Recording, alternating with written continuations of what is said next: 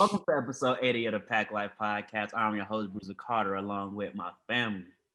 Before we start, we got to welcome back the original member, original of the trio, making his appearance. I'm back. He back for a week, and he ain't here to stay. We got the man Lil B here. Yes, sir.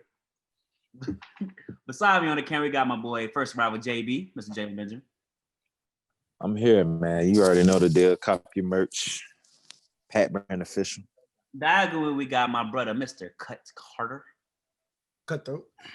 Diagonally as well, we got Mr. Johnny Mars, who is back on Twitter as well. You on mute? I can hear you. Oh, I'm supposed to speak. He bowed Hey, my bad.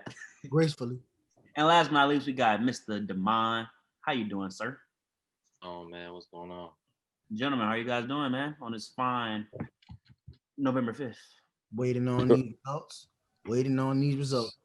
Blessed, man. No stress, no grudges. None of that. How you doing? Let's start with the election. As you know, election day was November 3rd. How you guys feel about the election? You been stressed? Been well? Like how you guys were dealing with the whole process? Hey man, just about as well as anybody could do. This year, I'm 21 now, so this was my first year voting, and just being able to, I feel like, be a part of something where everybody is making that push to go out and vote, make change, is good to see. Of course, I voted for the first time. I felt very good just knowing everything that's going on and using my voice. So I felt good about that. All right, take it away, Cut. How you feeling about the election process, man? Really just waiting on him to win one or more of these states. I feel like they saying he don't have Arizona in the bag, but I feel like he do. And then but it really won't matter if he get Pennsylvania. Pennsylvania and Georgia are my two. And I think there's no way he loses Nevada. So I'm just all for getting rid of the racist bigot in the office. I don't really care how we do it. Talk about it. I assume you feel the same, Mr. Johnny Morris. Well, my feelings towards the elections is obviously I'm happy, but it's not just about the presidential election. It's about the Congress members that have been elected this week, making history in record-breaking numbers. Several first Muslims that are congressmen, several Black women. A shout to Cori Bush from Missouri, being Black first House of Representative there. You have a transgender that's the House of Representative. So I'm very optimistic on the state of this country as we begin to move forward and progress, because change is needed and it's occurring, it's happening. Shout out to Stacey Abrams here in Georgia for really making that push to make sure that voter suppression is ended and allowing a lot of people to go out there and vote. So this state is going to become blue. We're looking forward to that in the next few hours, hopefully before tomorrow. But to live in Georgia right now is a really great moment, a really great time to live here. And I'm just looking forward to January. Officially, we're going to have probably 2 runoff Senates races. And, we're going to turn the Senate blue, the House blue, the president blue. And that's just what we need at this time. So shout out to 2020. It's ending on a higher note than where it started off on. And Mr. Jalen Benjamin, you have to feel the same way. We're looking at these results. I definitely do. Patience is a virtue. Biden to pull through. My one message that I would have is make sure that we make our way to the ballots January 5th for the runoffs. Voting does not end just with this election, with November 3rd. So make sure that we're doing our due diligence and make sure we're being thorough and doing our research on candidates going forward as well. I know a lot of young people out really don't take the time to make sure that they're voting for the right people. Some people just vote all willy-nilly after they elect the president. Just make sure you take the time, younger people, to make sure that you're educating yourself before you do head to the ballots. Because I was once in that place as well when I first voted as well. So that's all I'll say on that. But I'm glad we getting old boy 45 out of there. I'm tired. Go ahead and matter of fact, go vote December 14th. That's when early voting start. Don't even wait till January. Get it out the way now. Carter. Get out the way this month. And you. That's when I'll be there. We're gonna talk about you. Kanye had 20,000 votes total and conceded, man. Did you vote for? I'm just asking. Did you vote? 50,000. Oh, 50,000. He had 60. Why y'all? It's 60,000. Just to let y'all know. But Did you vote for him? I did not vote for Kanye. Who did you vote for? And I did not vote for Trump. I voted for Biden. But you retweeting Trump videos. Bro, the dance was fire. Oh, God damn, bro. The dance was fire, bro. Spreading that negativity on my timeline, man. Boy, That boy ain't got no knees. All right, we're gonna get into it. We're gonna talk about the highly anticipated match between Jalen's Tampa Bay Buccaneers versus mine and Cut Carter, New Orleans Saints. Let's preview this matchup. I'll start with you, Cut Carter. The Saints beat the Buccaneers week 1, but now they have the addition of Antonio Brown. That was a pregame. So, Cut Carter, preview this Sunday night matchup between the Tampa Bay Buccaneers and New Orleans Saints. NFC South already was home with one of the best rivalries in football. Now you're giving us Tom Brady in Tampa. So now we're home of 2 of the best rivalries in football. The only difference is the Falcons aren't good this year. But however, you got Tom Brady. You got Jrue Holiday. You got the leader in passing yards all the time. You got the second leader in passing yards all the time. You got the leader in touchdowns all the time. You got the second leader in touchdowns all the time. You got the leader in, I think it's throws thrown or completions or whatever. You got a second leader in completions. They're like 1 and 2 and everything. The only difference is Breeze don't have 6 rings. However, in the words of Drake, you can play your heart out, everyone don't get a ring though. It's not his fault. It's all about team. However, we also did believe that the question was it Brady or Belichick? Belichick. We're starting to see maybe it was Brady. Now, as far as Sunday. I just like to say you're starting to see that it might be Brady. Yes. I think it's just or maybe Cam's not what we thought he was, but that's another topic for another day. That too. But now, Sunday, this is the biggest Sunday night matchup probably of the year. You got the biggest Sunday night matchup of the year. You have Drew Brees, Tom Brady, Michael Thomas, Antonio Brown, Emmanuel Sanders, Jared Cook, Robert Gronkowski. This is like a no Mike Evans. Yeah, he's not gonna name Mike Evans. We only name top. Well, Mike Evans actually usually doesn't participate in these. Only name top 5 receivers. Jalen, move around. I did only name top 5 receivers. I might have dropped Emmanuel Sanders in there just to add a little pizzazz, but you added Jared Cook too. But I'm gonna be quiet. You ain't even say Fournette, Derek. I just did. You on the bound? Y'all cut me off. Oh, okay. Sorry. Y'all gonna keep doing it, or is it my turn? It's you. All right. So you got all those people. This is a primetime matchup for the ages. Do I think it will be competitive? Yes. I think it come out down to maybe a last minute score or overtime. Yes. However, this is the Bucs game to win. The Saints already won theirs. This means way more to the Bucs than it does to the Saints, in my opinion. The I'm gonna tell Saints you why I disagree. Are getting back in stride. This is the first week back with Michael Thomas since week 1. This is the first week back with Emmanuel Sanders since like week 6 or 7. 6, I believe. It's week 9, right? So it's been week 6 since week 6. So now the Saints have a chance to gel it all together. And for the Bucs, they got this new weapon that everybody's ready to see. And we're gonna see if they can, involve him and get him involved early on. However, I don't predict Mike Evans to have that much of an impact. I think Chris Godwin is still out. So this is AB's game to shine. AB torched us. Well, I think it was 2 or 3 touchdowns and over 100 yards last time he came to New Orleans. And Juju ended up fumbling untimely and they lost the game with the Steelers. So our track record against him isn't that well. However, Tom Brady and Jrue always have good battles. It always come down to the wire. And as far as Mike Evans, I don't feel like he needs to be brought up in this conversation, but that's just me. I hand it to you, JB. You had something to say before he cut you off. You got it. See how that man got to name it individual accomplishments. But at the end of the day, 6 is bigger than 1. What's the common denominator with all these rings? You said teams, right? Teams win championships, and I highly agree with that. So why are we talking about I highly agree with that. But I'm saying the man number 12 across the field, he's associated with winning. Your guy isn't. He does not produce in big games. This is a big game. I expect for Drew Brees to come out and struggle actually with Michael Thomas coming out and returning. If you were watching the game, which I knew you were because we were sitting right next to each other, can you tell me what Michael Thomas did week 1? got hurt. Because he was healthy the whole game. He was healthy majority of the Got whole hurt in game. the fourth He quarter was, after Tom Brady threw a pick six, which Drew is Brees that did not throw. is But he is doesn't that show up in majority big of the games. whole game? The Is season that opener is not a big majority game. of the whole Season game? opener is not a big game.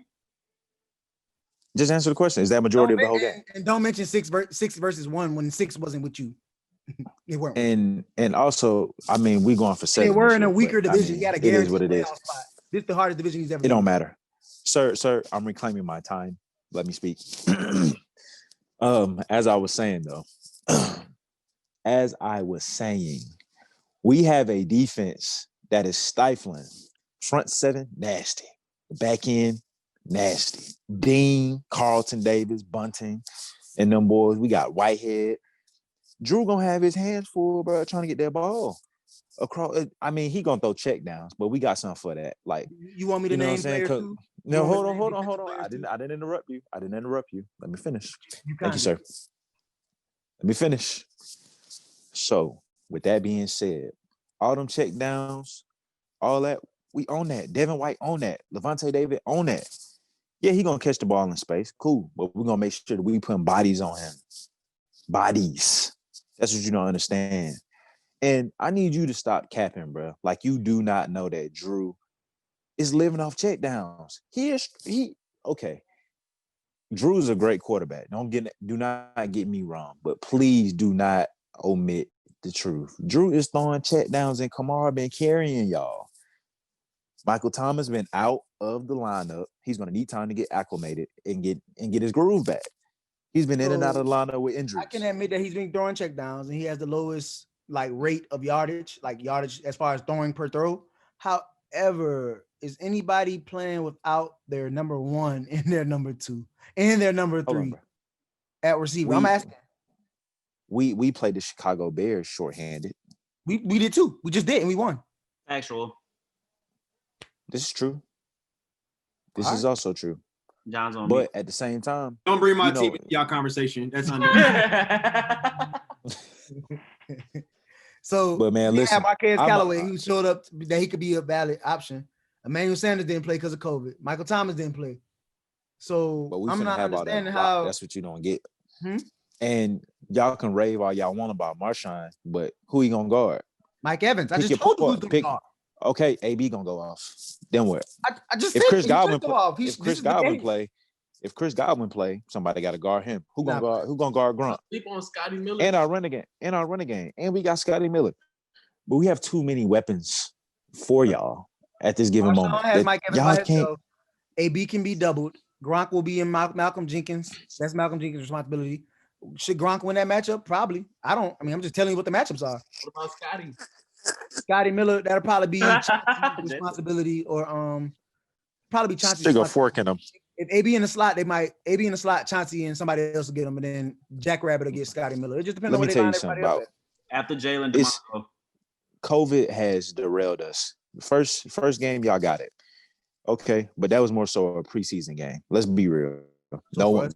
First four games have always been fill-out games. That's why you need the preseason. It's very important, especially when you come into a new team and Brady having to learn the playbook. What I've seen from Brady, now he's more comfortable with the offense. He's more comfortable with being able to get to the line and actually know the verbiage and just the plays to call, bro. Like what to audible into, what not audible into. Like he's learning the offense.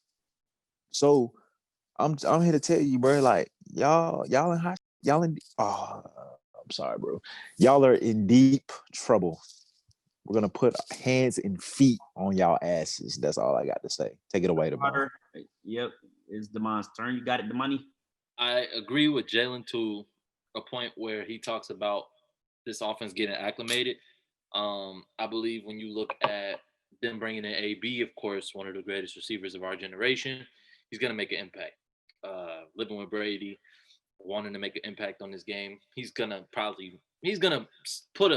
have a play in this game that changes that's the type of player he is. As Derek said, this game is division. It's gonna come down to who makes the most plays.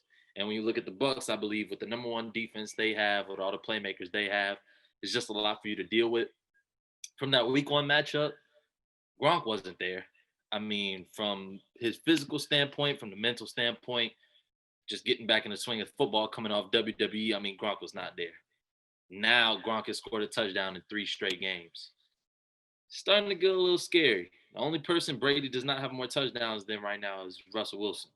So if I'm taking the offense in this game, I'm taking Tampa. If I'm taking the defense, I'm taking Tampa.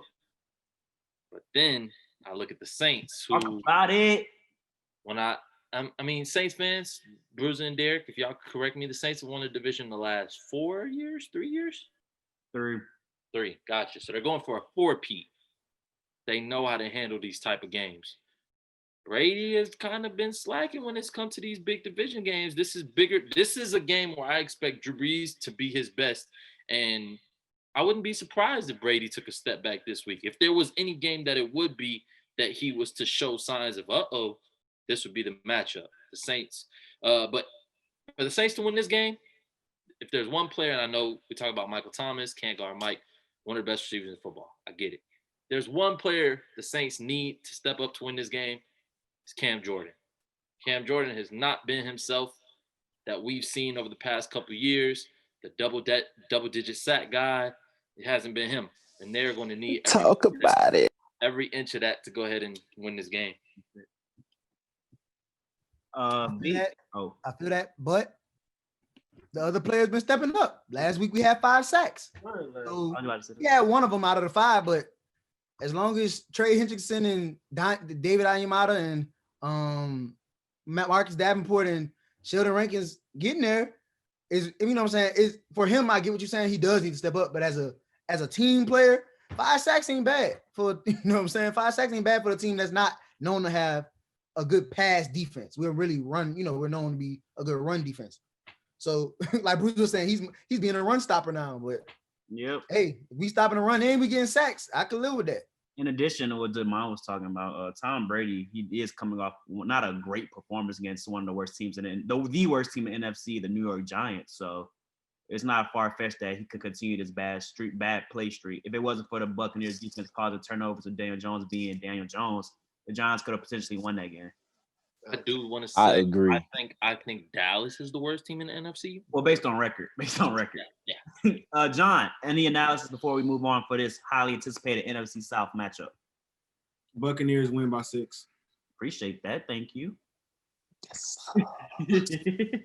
John, is it the burn of last week's L? No, it's the addition of Antonio Brown.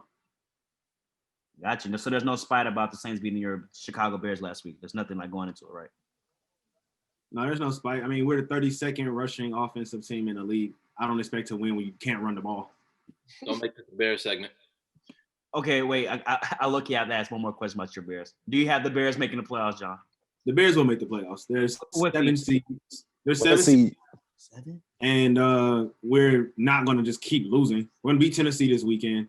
And then, the rest of our games, very winnable, with the exception of perhaps Green Bay, divisional, 2 games.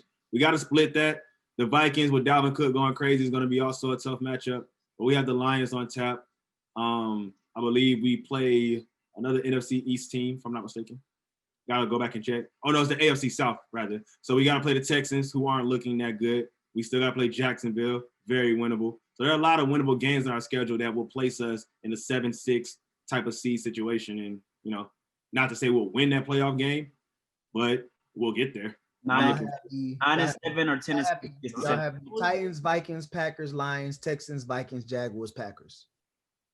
But with Nick Foles as their quarterback, I don't know. Does 10-6 or 9-7 get you the 9th seed, John? 9-7 can get the 7th seed if it can get the 6th seed. No, the hell it can't. Not in the NFC. No. No, it's not happening. No, you need 10 wins. You need 10 wins, bro. You need 10 wins. With the atrocity of the NFC East, I think it's very possible. They will send one team with their division. Yeah, they're sending one The rest team. of the teams there will have 10 wins. And then the West is sending 2. So that leaves 1 spot. And they might end up being 7-9. NFC North 2, NFC West 2, NFC South 2, NFC East 1. That second in the NFC North is us. Like, what y'all? I don't know if y'all division sends 2 because the Packers showed that they can lose to the Vikings. Right. So now I think it's gonna come down to 1 for y'all. But Yeah. I'm thinking. I don't NFC even think West sending too. Okay, put it like this: the 7th spot gonna come down to one of the teams in the NFC North, the Panthers, and the Rams and the Niners. What the Rams?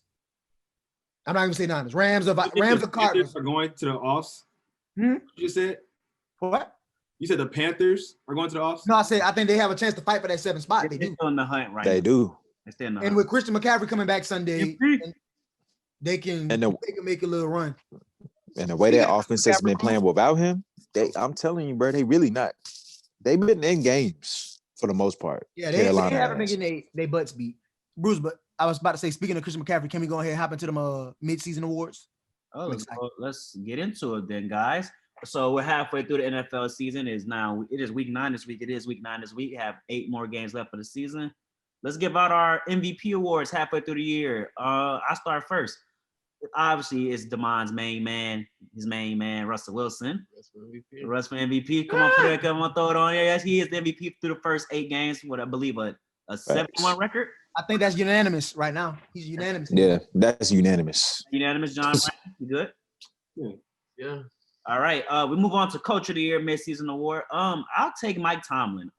Being 8-0 or no 7-0. I like that. 7 or 8-0. They had a bye early in the week. Leading this team with Big Ben returning from injury with 3 young receivers, Juju, Deontay Johnson, and unanimous. Everybody want to say he was on the hot seat last year. Yep. And in addition to TJ Watt still underrated, Minka Fitzpatrick still underrated, being 7-0 is a great feat for Mike Tomlin, and he's also the winningest African-American head coach in NFL history. Unanimous.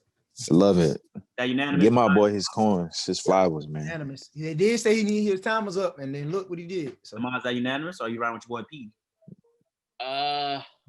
Give me a second to give mine together, and I'll let you know. John, who you riding with? I mean, this is Mike Tomlin's best record through the first half of the season that he's ever had. But I still think it's very impressive what Mike Vrabel is doing with the Titans, because I just didn't expect them to continuously be this good. Having that quarterback change last year and coming in with that offense and still being elusive with Derrick Henry in the backfield. And if they continue to win their games, it could be very possible that, he sneaks into that conversation. So I would say halfway through the season, since it's mid-season, yes, Mike Tomlin. That since he lost, I guess I'll leave it for me. I will say one thing though. The back-to-back losses and the loss to the Steelers, then the Bengals. So basically, he telling me he can't mess with the NFC North. I want to give a shout out to Brian Flores, man. Like, I really think he's doing a phenomenal job down in Miami. I know he's not coach of the year or anything of that nature, but I think the job he's doing with them guys, with the talent that he has, like offensively, they really not that talented offensively. They hanging their hat on defense, but at the same time, he has them boys in games for the most part. And they beat a lot of good teams, I feel like. Not a lot of good teams. They have had a few impressive wins this year. Been the champions. If you're gonna mention him, I could mention somebody too then. And also Everybody they almost beat the Seattle Seahawks. They didn't pull it out because Russ. I can name a coach that did beat the Seattle Seahawks. Cliff? Oh, I like that. Cliff? I like that. That's what I was just about to say, and I'll wait till it's my turn. Go ahead, you can have it. I just was gonna mention him. I didn't have nothing to say. I was just saying. Over the past, let me tell you the Cardinals' schedule since, their record for the past 5 years. Last year they were 5-10-1. Year before 3-13. Year before 2017 8-8. 2016 7-8-1. And then 2015 13-3, where they had Super Bowl aspirations. This Cardinals team hasn't been good in a minute, and they make the move to go get out hot. When you make a move like that with a young quarterback like Kyler, veterans like Patrick Peterson start having a resurgence. Budda Baker, who I think I got Budda Baker as the defensive player of the year. The Cardinals got a lot of talent. And for a young coach, considering he's only 41 in terms of NFL coaching, he's pretty young. And the best division in football, in my opinion, is mighty impressive to be 5-2 after you've already seen. You beat the Niners week 1 coming off a Super Bowl appearance. That's impressive. A healthy Niners team. Right. You host the Seahawks. Now, they did have that 2-game losing skid where they lost to Carolina and Detroit. Yep. But for them to come off of that and bounce back and beat a team like the Seahawks who are rolling, And then you also have to take into consideration they took their bye last week. So I'm excited to see how they come out this week. They got 2 in them boys. That's going to be a fun matchup, I think. Number 1 scoring defense in the NFL. Speaking of DPOY, Oh, good shift. Let's do it. you said Buda Baker. You got. I'm going Myles Garrett. Yes, Talk to us. 100%. Me? Yeah, talk to us. Tell us why. Bruh, I ain't gonna lie. People kept mentioning Myles Garrett early on in the year, and I was just like, oh, the Browns, whatever. But this man is really going stupid. Like, Right. he doing like, and granted, like I did see a picture of Aaron Donald getting a double team last week, which was crazy to see. Triple. Oh, it was quadruple. My bad. It was 4 of them. Myles Garrett has 9 sacks on the season. 9 weeks in, 9 sacks. That's, what I'm saying? That's great. And coming off his season after the helmet situation and people saying he should be banned and barred for life and all that BS. It's good to see him come back and actually like have the impact on the field. I do agree with Cut Carter that Myles Garrett should be DPOI through the first 8 weeks. You have somebody you have to say is DPOI. I gotta say TJ Watt. TJ Watt been going crazy this year with Pittsburgh and the defense. That whole defense really been going crazy. Everybody stepping up. Minka, Hayward, everybody. So TJ Watt, he got my DPOI award. And actually, Aaron Donald and Myles Garrett are tied with sacks, by the way. They both got 9. What 8, right? 9. 9. Brandon Graham got 7. 7, yep. He's been the best on that, the best bright spot on that little team. Brandon Graham been going crazy. Stupid too. John, who's your DPOI? Honestly, I got Devin White, man. Devin White in Tampa is doing a lot of great things down there. I believe he has 5 sacks, 68 tackles or something like that. I don't know if he has any turnovers forced. Actually, he does. He does have like a forced fumble, I believe. So yeah, 68 tackles and 5 sacks, 10 tackles for loss, and 1 forced fumble and fumble recovery. I think that as Devin White goes, the Tampa Bay Buccaneers defense goes, he is a real difference maker, and he's able to apply a lot of pressure and drop back in pass coverage as well. It makes it extremely difficult for the slot receivers. So I think what he's doing right now is pretty defensive player of the year worthy. 4-5 do get live now. And so staying defensive, we do the defensive rookie of the year. I keep it with the Tampa Bay Buccaneers team. Their safety, Winfield from Minnesota, has been balling. Yeah. Game-saving play against the Giants. He has really stood out. I know we were talking about Chase Young or Okudah, or these 5 young corners, Terrell, Fulton, and all them boys, but Whitehead came from Minnesota that I talked about school, just coming out balling, fitting that Todd Bowles system. He is my through the first 8 weeks, my deep rookie of the year. Winfield, my bad. Ooh, Winfield. Yeah, Minnesota, man. I don't know if Minnesota producing some boys up out of there because Tyler Johnson, nice too. I know he's an offensive player. I'm gonna say Tony Chin from the Panthers. Not gonna tell us what. Oh, he been balling on defense for them. Like he's like a playmaker for them on defense, like all around. Did we do offensive player of the year? Nah, we didn't do that yet. Let's do offensive rookie of the year since we might as well start arguing. Everybody didn't finish their defensive rookie of the year. Oh, my apologies. Damon, John, you go first. Oh, my bad. I thought Damon agreed. My bad. Yeah, for defense, honestly, I'm gonna go Jalen Johnson. I knew it. And I'm gonna tell you why. When we lost, I forget our cornerback we got from the Steelers with a torn ACL. Jalen Johnson had to come into the role and start. And honestly, he's doing a terrific job. Like we're not allowing bombs. Like no one is really bombing on Chicago, and they're really, you may get down the field, but when we get to the red zone, that defense is very stingy, and they're not allowing people to score. But Jalen Johnson being a rookie, and I think him playing alongside Kyle Fuller is giving him that experience that he needed at an early age to become elite in the years following. So I got Jalen Johnson. I know there's a lot of great rookies out there doing what they're doing right now, but I mean, I hate to sound biased. Like I like Patrick Queen with Baltimore too. I think he's doing an amazing job. Not gonna lie to you, but I'm gonna go Jalen Johnson. Damon, last but not least. gonna go ahead and agree with Brew. I'm gonna take Antoine Winfield, and I'm gonna tell you why. When you look at this Todd Bowles defense, and Todd Bowles was there in Arizona when they were really good. I just named it the 13-3 season. Who do you think he had then? Tyrann. Todd Bowles was the head coach of the New York Football Jets. Jamal Adams, Todd Bowles now, Antoine Winfield. And if you look, Winfield has snaps at free safety, strong safety, nickel, even outside corner when they're going in some of their 4-3 sets. He'll be outside at corner. He can line up anywhere. And it's in the Todd Bowles defense, he has that guy blitzing. He has him in coverage. I mean, he can do it all. That's why they drafted him so high. So I'm going to take Winfield. I think he's been playing, and I think this game against the Saints could be his game to go ahead and stamp that. Got you. And as Cut Carter says, shifting gears to Offensive Rookie of the Year. Cut Carter, you can go first. Then Let's argue Joe Burrow. And tell us why. I shouldn't have to tell you. You know why. You can see why.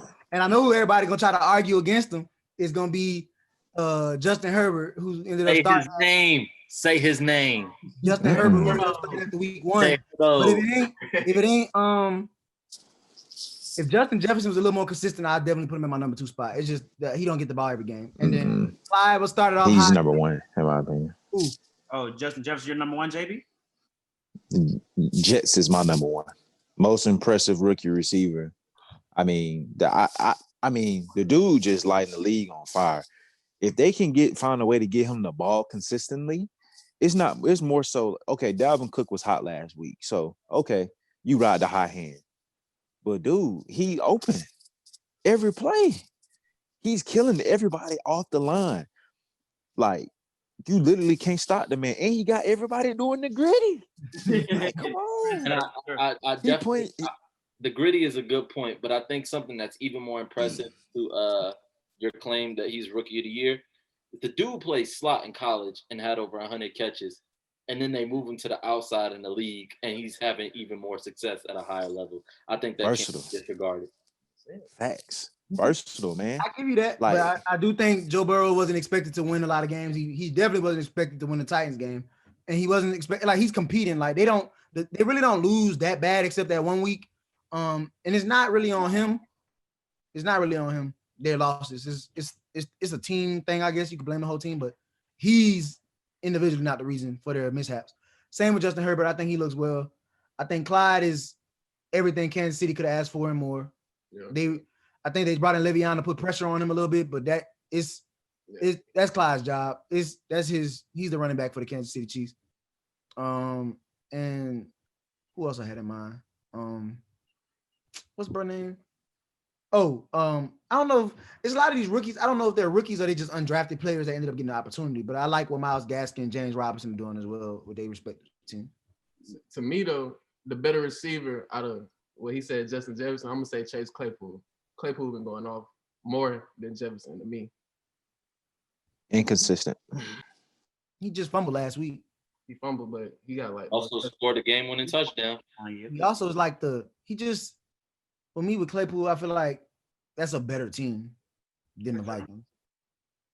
Right. So, John, who's your Offensive Rookie of the Year?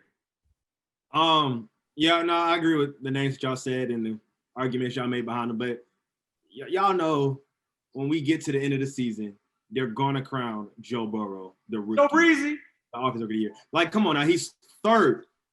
He's third in passing yards behind who? A top 10 quarterback in NFL history, Matt Ryan. Whoa.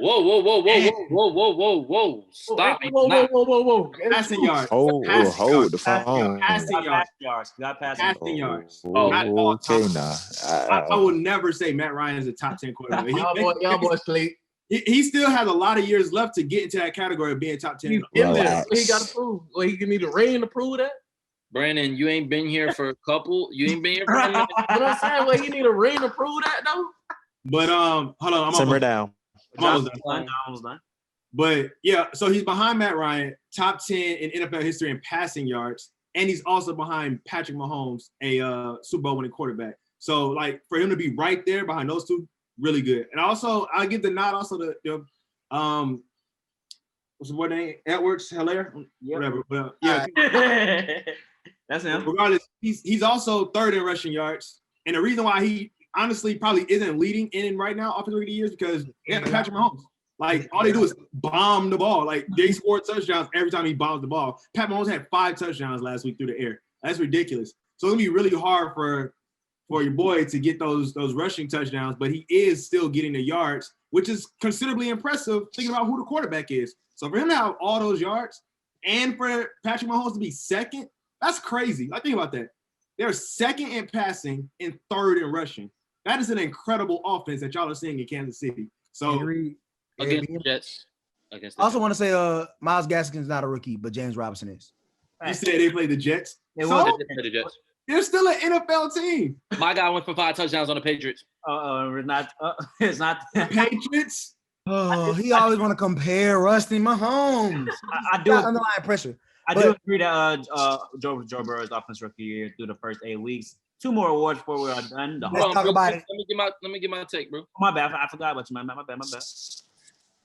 Jay Herbo. Talk about it. Hey, man. Let me just tell y'all Jay Herbo's last 4 games. Tampa Bay, the number 1 defense in the NFL. 20 for 25, 290, and 3 touchdowns. What about the interceptions? One. He threw one that game. Didn't they just blow a lead, bro? They did. Shut up, Brandon. You ain't been here for a minute. New Orleans Saints, Monday Night Football, prime time, 20 for 34, 264 yards, 4 touchdowns, and 0 interceptions. And he could have won if Money Badger would have, done what he trademarked his name for. But, I digress. Michael Badger. Oh, Money Badger. I'm sorry, I didn't know. I just Jacksonville Jaguars. That's your boy, Derek. 27 for 43, 347, and 3 touchdowns. My boy play defense. The Denver Broncos. Now he did take a step back last week. He threw 2 interceptions and that boy Drew Lock, though. Y'all boy Drew Lock outplayed him. Dude, he did not play Drew Lock. Did he win the game? I said Drew Lock outplayed him. Drew Lock won the game, but he didn't outplay him. I thought he won the game. I thought winning the game and you got out. Nah, okay. But he did throw 3 touchdowns again last week. In his last 4 games, he's thrown 3 touchdowns. Is he like gassing your guys? Jay Hero, Drew Lock? He just hype him up because he got him on fantasy. OPOY, Alvin Kamara. Now argue with me about that. Let's argue. Tell us why. Offense player. I would actually agree. I agree. I do. Offense player of the year, Alvin Kamara. See that. He's having a comeback year. A lot of people wrote him off. He got 100 yards from scrimmage every game, I think. Every game since week 2. Since week 2. He's averaging 141 scrimmage yards a game. Yeah, that's what I thought it was. Yet you say he's not carrying. Bruh. I don't get it. Carrying, bro. I don't get how you can average 141 yards from the line of scrimmage. When it's 6-7 other people scoring, I don't understand how you can say it's just him. Do you understand like how football works? How y'all getting down the field? Everybody got hurt, bro. No, listen, everybody got hurt. Is literally This is who's been scoring for us. Deontay Harris, Jared Cook, Taysom Hill. Taysom Hill's catching touchdowns. Are you serious? Okay. How were they getting in position? Antonio Callaway. Who else caught one? I don't know if Traquan scored this year. Kamara got one. Emmanuel Sanders got one. Latavius Murray got 2 on a year. It's just a dude got 7 touchdowns. Him and Drew had to step up for us to be successful over these last 4 weeks. Yes. But you don't understand that Drew had Antonio Callaway with 12 catches. What was it, Brew? Antonio Callaway had something crazy like that, and nobody knew who he was, undrafted out of Tennessee. 5 yards for the injury. Something wrong. How many catches? I think 8 catches. Yards, something like that. He's an undrafted rookie out of Tennessee. Him and Alvin Kamara played at Tennessee together. He just went off Drew getting him touches. Traquan hasn't stepped up as much. Emmanuel Sanders, that game before he got COVID, stepped up, and that was his breakout game. Every game is something new, but Alvin Kamara is the most consistent piece on the team this year. Yes, yep. I cannot. And say Alvin Kamara is how y'all. And I can't be like Drew not doing nothing. I can't say that, bro. Bro, on third down, who y'all going to? On majority of the time, Kamara, and he Mike Sunday, be ready. Like I don't understand. Like, bro, he literally moves the chain. He's a chain mover. If he's not scoring for y'all, he's moving the chains. He's making it easy. He's making it easy He's for also doing Callaway wheel to get routes these and routes touches, that and you Jared are Cook to putting get the these ball touches. in perfect position for him to catch. You're not understanding that either, though. True. Bro, wheel routes? Come on, fam. Yes, That ain't, Jalen. I get it. But That wheel route, most that he might be throws it. Yes, that he wheel throws a route nice he wheel threw route. where he caught it on, bro. That was, bro. Hey, Jalen, to Derek's point though, if Thank you. you're a defensive team, right? If you're a team on defense, you know, and you're planning for Kamara and the Saints, you know, they're gonna come out with the screen. You know, they're gonna do the wheel route. You know this, but yet, Texas route. Bubble. They're still able to complete that play at a very high percentage with a lot of success. So it does kind of make sense for him to say Drew Brees is the reason why that is happening, because without the accuracy, you know it's coming, but without his accuracy, how can you actually get that? And I hate the screens. I'll go on record and say it. They throw screens. Majority of the touches that he get receiving are off of screens, Texas routes, and bubble routes, correct? He does. I don't see him run the wheel. I don't see him. When he can pick which way he go. That's his. That too. That's the one you don't. But again, he's a running back, so you're gonna put if you're gonna put a linebacker on him, he's gonna have to run. Now, as far as y'all go, Devin White can run with him. Deion Jones can run with him in the division. Luke Kuechly, for his little stint, you know, when he was healthy, he could kind of keep up with him too. Now, other teams don't have y'all play us twice a year. A lot of teams don't play us that much. Roquan did well a little bit, but then once Bobby Wagner does well as well. Shut up, God, Lee. Why are you grabbing your ear? The point is, like Roquan, it was a couple plays. I was like, don't throw it, Jrue. Jrue make the read because he's like, oh, I trust him. I'm gonna give it to tomorrow. Roquan is there. It's like, bro, stop doing that. It's certain defenses you can't do that against. So that's why I'm telling you. That's just because that's the only person he trusts. Jrue is all about trust. He forces the ball to who he trusts. But don't worry, you get He trusts him because he's y'all best offensive player. He get the person he trusts the most this week. He's y'all best offensive player, bro. Hey, I really don't see how you can't. I don't have a problem with that. Kamara's my favorite Saint, but it's Jrue. Jrue is all about trust. He built the chemistry with Marquez Callaway to trust him. He built the relationship with Emmanuel Sanders in the offseason to trust him in that week when he forced the ball to Emmanuel Sanders. He don't trust Jared Cook. He don't trust Taysom Hill. And he trusts Kamara, but that's all he had. Now he got 3 people coming back that he's comfortable throwing the ball with. And when Drew Brees spread the ball, trust Taysom Hill. That nasty ass play he keep calling. That's when you need to be scared, when you can spread the ball comfortably. John, who is your offensive player of the year through the first 8 weeks of football? He said he agreed with me, bro. Oh, my bad. Damon, who is your offensive player of the year through the first? Oh, you talking about me? Oh, yeah. I said Damon agreed. Y'all say Evan Kamara? Okay. Damon got Kamara. You muted Damon. Jalen got Kamara. I got Kamara. So it's y'all three. And lastly, but comeback player of the year, we're going to take a twist with it. Wait, I don't have Kamara as the offensive player of the year. Who do you have then? I'm sorry, I didn't know if you were talking to. It was kind of breaking up. Honestly, the offensive player of the year, you ain't gonna like it. But it's Matt Ryan.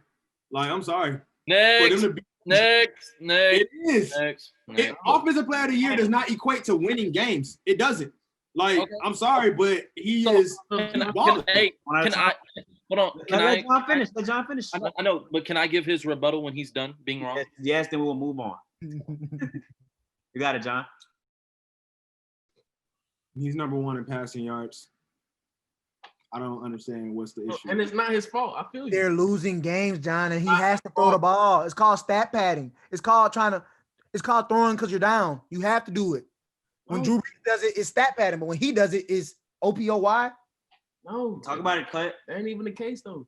It don't be his fault. That's what he's doing. But you still have to. The difference is Dak was leading in passing yards, but Dak was trying to win. Like, they were in those games.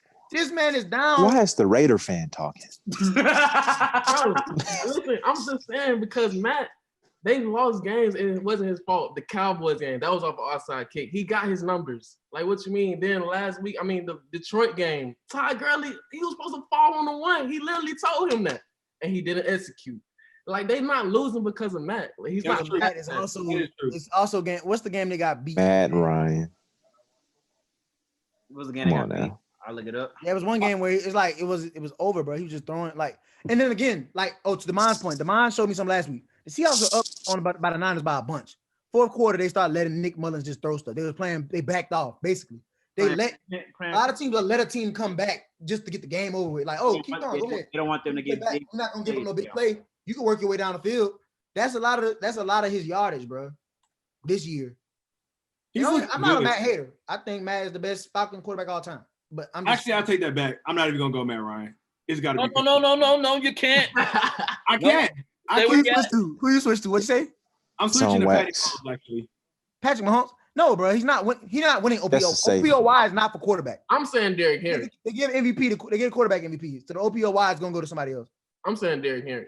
It can't be Russell Wilson MVP and then OPOY Mahomes. Well, the The way year, Devontae Adams playing, At a could it be time, him? At a time, yeah. Adams was somebody. I could live with Adams on the list. Do y'all know this man's touchdown to interception ratio right now? But John, 21-1. John, you quarterbacks just usually changed got your it done. whole pick, bro. You just changed your whole If pick. you're gonna put Mahomes in, you gotta put him at MVP. You can't put that's why, but Russell's still above him MVP. But I respect the QB quarterback to interception ratio. I mean touchdown to interception ratio, but I feel like people use that as a tactic to try to boost quarterbacks that don't take risk. You taking a shot at Rodgers. I see it. I appreciate it. That I am. What do you mean he don't take risk? Who don't take risk? Mahomes? No.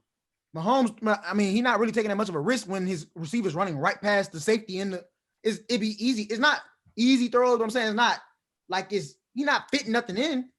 He's not throwing Because they're not down in games. You don't have to take that many risks if you're winning. And you that's what I'm saying. So his QB, his touchdown, the interception ratio will always be good.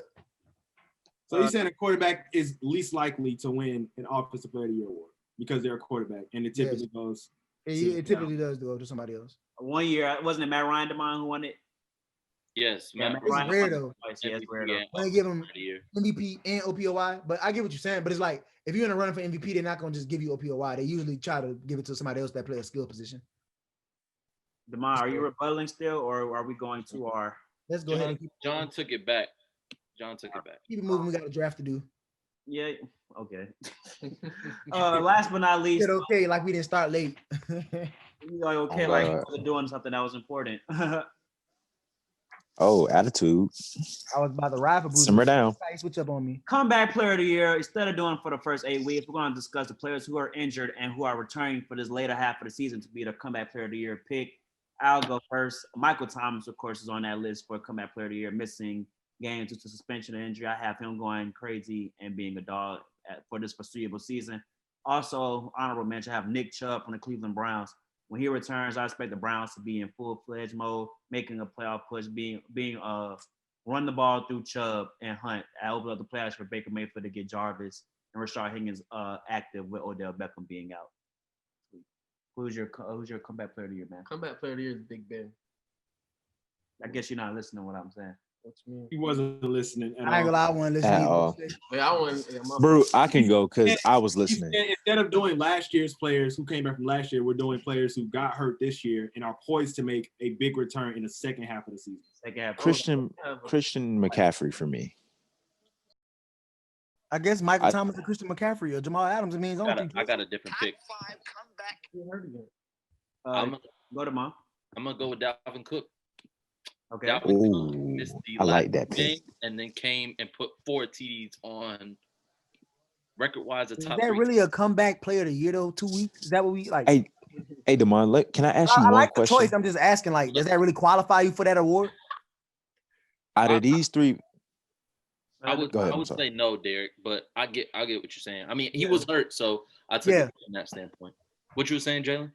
out of these 3 backs, fully healthy, who are you taking? Jalen, why are you switching the conversation? No. I just want. And you literally it's on a I just 10, want. 15 to 20 extra minutes off from the original question. Well, John, just you made wanna a ask him one whole John, question. you made a whole debate about why Matt Ryan was your offensive player of the year. Didn't No, ask I Exactly. didn't. You made a whole debate. You the one I'm who just said I wanted to rebuttal. And here we are wasting time. I just want a 1-word answer from Damon, which you're preventing me from doing. Thank you. A matter of fact, I'm gonna say AB. I'm gonna say All right, AB. you got it, Jalen. The question: out of these 3 backs, which one are you taking? I'm just curious on Damon's opinion. Christian McCaffrey, Alvin Kamara, Dalvin Cook. Exactly, bro. You could have texted him, bro. You so annoying, Jalen. I'm taking. Like, you the only one with an opinion on the show. You only gonna ask him? That's kind of messed up, don't you think? I said I would ask everyone. I said coming into this year, I thought Kamara was gonna have his best year. I'm gonna take Kamara. Okay. I was just curious because it was on him. He was talking. That's why. Yeah. That's why I said. I say Kamara though because now we are finally seeing him get that RB1 value that we said. Okay, he hasn't got that McCaffrey workload, and now he's getting it, and we all see he's staying healthy. He's putting up the numbers. He has 586 yards through 8 games as a receiver, and then he has 480, I believe, rushing. Like I don't know how you. This will be his first time getting 1,000, I believe, if he's able to stay healthy. And McCaffrey has done it twice, but in the way he's doing it now, I'm impressed. And you I agree. Dalvin Cook was your comeback player of the year. John, who was yours? It's got to be Michael Thomas because of how dramatically different the offense runs when he is in the game. I think that Christian McCaffrey is going to have, of course, a great rest of the season when he comes back. But the Panthers, they lost a step, but it ain't been like how the Saints lost the step in their offense with Michael Thomas off the field. Hey, John. Will they put Trubisky back in that thing? What? Trubisky not hurt, so that the Constitution's being coming out later here. You got bench coming back. They hate Trubisky, bro. Like the Bears hate Trubisky. They don't want him to play at all. Like he didn't even lose a game, and they just said, "Nah, bro. Like we can't have you stinking up the joint." Which we come to realize it's not Trubisky. It's the He's mud. Nagy. Breaking news. What? Georgia is tied. What? Georgia and Biden and Trump are tied in Georgia. Wow. I'm still impressed though. Their percentage is tied, but their numbers aren't tied. So I don't know how that works, but they're like that close. Like, whoa. I mean, it's like hundreds of votes that separate them. It's like a $20,000 vote difference, I'm thinking. But this is not updated, so 2,000? 20. Hey, I thought it would have been less. It was just 9,000. What do you mean? It was just under 10,000. So how is it 20,000? What do you mean? Yeah, it may be 2,000. I'm tripping. If it's like that. 3,000. My bad. It's 2,000. Oh, okay. 2,000. But Demond, real quick, to your point about Alvin Kamara and getting that Christian McCaffrey workload, you don't think that has anything to do with Michael Thomas missing 3 games this year? If he was in the game, do you really think that he would be getting that many receiving yards? Missing more than 3, John. I don't think that he'd be getting this many receiving yards. But when I look back to week 1, that was the Saints' biggest game. Their biggest game is going to be now the Bucs this week. Kamara scored twice in that game, week 1. Michael Thomas was under, I believe, 30 yards receiving. Now, I don't know if he played hurt. I don't know because he hasn't played since then. He injured his ankle at the end of the game when they were still running the ball. How many games did MT miss? 5. He's missed since week 1. After week 1, so week 2, 3, 4, 5, 7, 8. He missed 6 games. 7 games. Yeah. He's been out for 7 games. Yeah. Dang. Okay. So. But I don't know why y'all think he's just gonna come back and just go for 200. He's all AK. He's been healthy the last. Well, he got a hamstring injury, but he's been healthy. He just had the suspension when he bopped Chauncey on the top of his head. So yeah, that was technically a healthy scratch. And speaking of that, because we're done with our halfway award predictions, Javon Wims gave your boy Florida University of Florida alum. That's your school, Jalen. Gave him that. Me. Maka. That don't regret that photo punching. That's just classic SEC rivalry continuing in the NFL. But they're both from Florida. I'm like, it was UGA. No, I know he went to UGA, but they both are from Florida. Oh, you said classic? Is that a foreshadow of what's going to happen this Saturday, Jalen, when UJ sees Florida? I feel like we finna go out there and blow the. Dang, I can't say what I want to say, but we're gonna put hands and feet on those UGA Bulldogs, brother. I disagree. That. I think y'all gonna lose. Shut up. Your team's Notre Dame. Who cares about Notre Dame? And we're number 4 in the nation. Y'all better win. Y'all play Clemson this week, don't you? Yes, with Notre Dame. Exactly. Bro, what was the name of that one episode Jalen kept saying something funny, bro? Episode. I don't remember. I know you're talking about Demond. I don't know what he was saying, but it just was ridiculous. I forgot. I know what y'all talking about too. I can't think of it. But y'all gonna win, Jalen? You said yeah? Yeah, we're gonna win, bro. Bro, what you want me to say? We gonna lose? I want you to say be realistic. I want you to say realistic. I'll be realistic. You gotta understand. Y'all gonna beat us. Kyle You might lose Trask every game we got left. Kyle Trask, bro, is a Heisman candidate, and the guy plays at a high level. Bro. You won't the only win. way we I lose. can tell you now, he's not winning the Heisman. Okay, I can tell you now. You're gonna stop. Y'all know who leading that Heisman race? So, Mike tell you- Jones. That boy Jalen. Mac Jones. Jalen, Bruiser, we gonna beat the brakes off. Yeah, y'all I've been gonna- trying to refrain from saying that because I like to use the N word at the end of that. So, sorry guys, that won't be making an appearance. Another Bartholomew. Another controversy that struck the NFL, Tack McKinley calling out the Falcons organization, talking about they could have traded him for a 2nd-round pick or a 4th-round pick. People was calling cap. People was calling for a job. Look at Damon's face. What is wrong with Tack McKinley? Raheem Morris, I like what he's doing. He said we're going to handle this internally. Tack should have known better. So, then he had to go to Clemson? No, he went to UCLA. When he got drafted, he tweeted something. I don't know what he tweeted, but I didn't like it. I appreciate his story because he was screaming, "Let's go," and talk about how his grandmother passed. He had a good story. I think he's from Oakland or somewhere on the West Coast. Mhm. But when it was, I don't know what he said about the Saints. And from that moment forward, it was because it was something like outside of football. And I was just like, this lame. This dude is really lame. Like, I don't like, he talk crazy, bro. He's not really that good. Like, you're not that good. You worth a second, Damon? It's the fake perks that he be taking. No. Stop lying. And I think it was I feel like the tweet was a release because it came out after the trade deadline. So at the worst, I mean, he has to be thinking, please waive me. I mean, like, this is a move that, I mean, there's no other choice for him. Like, he don't want to be there. So, I mean, like, what else could you do? So, but I don't believe it at all that they could have gotten the 2nd-round pick for him. No. Last two NFL topics. The future of Jimmy Garoppolo. Jimmy G's future is up in the air after another injury suffered.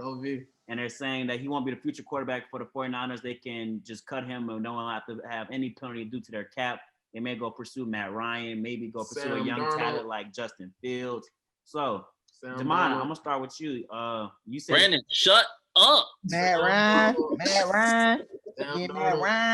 Bruiser can't even finish. Bruiser can't even finish the topic. Hey, Damon, you said last year Jimmy G was a better quarterback than Deshaun Watson based on the stats.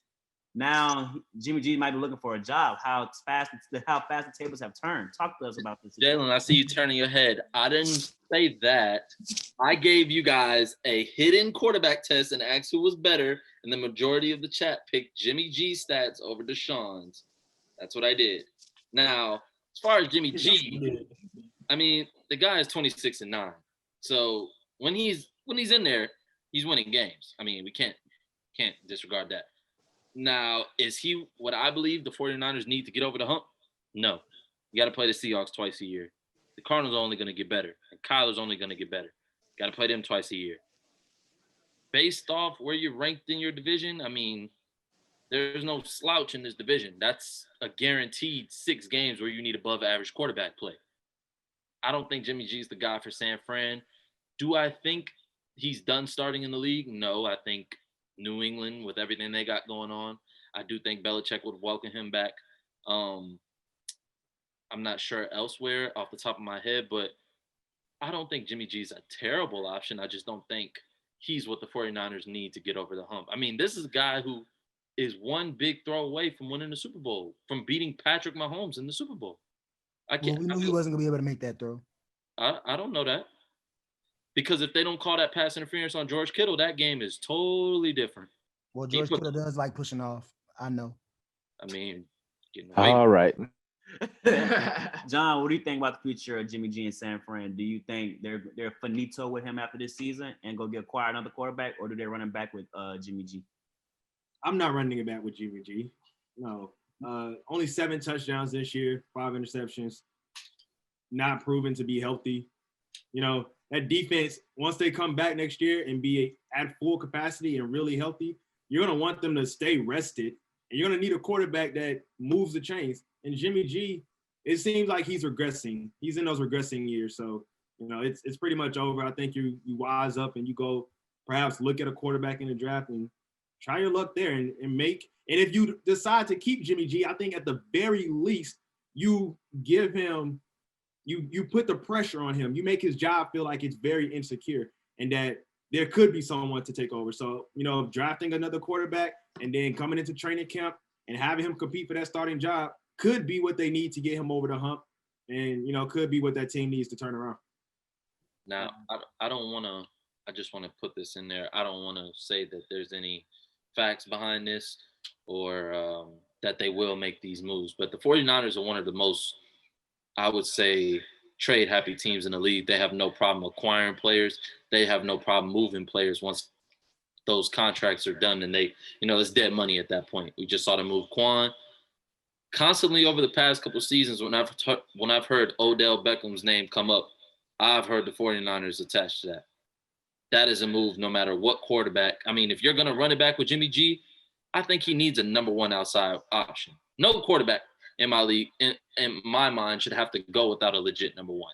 You bring Odell in, I think that's definitely a valid option, especially with the wide receivers going around this division, emerging DK, Nuke, Cooper Kupp, and Robert Woods. Think about that. Another trade scenario that I've been thinking about. I'm not sure what Dallas is going to do. I mean, I don't think their pick is going to be that good. I don't think there's one transcendent defensive player that in a top 4, top 3 position you look at and say, wow, he's going to change everything that we're about to do. If I'm San Fran, I'm calling them immediately when the season over. I don't know what San Fran's going to be looking like. I don't think they'll make the playoffs. But if I'm looking there and they won't make the playoffs now? No, I don't think they'll make the playoffs. Too many injuries. But joining the team. But if I can make a call and you talking to me about landing Justin Fields and get him to come in the division with Kyler and Russell Wilson, hey man, I'm John Lynch. Come to look at the Pack Life Pod, bro. I'm telling you how to fix it. Hey, or you put him in that system with Shanahan because he could do it. But on top of that, I don't think the 49ers like black quarterbacks, to be honest. That's just how I feel. Yeah, you do have a point there.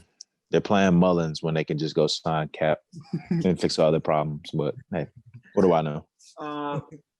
Last but not least, on NFL, the NFL trade deadline passed on the day of the deadline. There was no blockbuster trade except for wide receiver Ford from the Miami Dolphins to the New England Patriots. But prior to that date, Quan Alexander from the Niners was traded to the New Orleans Saints, as well as Los Angeles. My heart was broken. Los Angeles Chargers traded Desmond King to the Tennessee Titans for a 6th-round pick for free. So yeah, they gave him away for the free ski. So who got better? Who got better on trade deadline day? Was Titans for sure got better. The Saints might get better. Titans or Patriots? Who the Patriots trade for? The guy that receiver. Yeah. Wait, what's his name? Isaiah Ford. Oh, I heard him on Matter. Wait. Yeah, Matter. Little, yep. Who won NFL trade deadline day? The Titans. The Titans.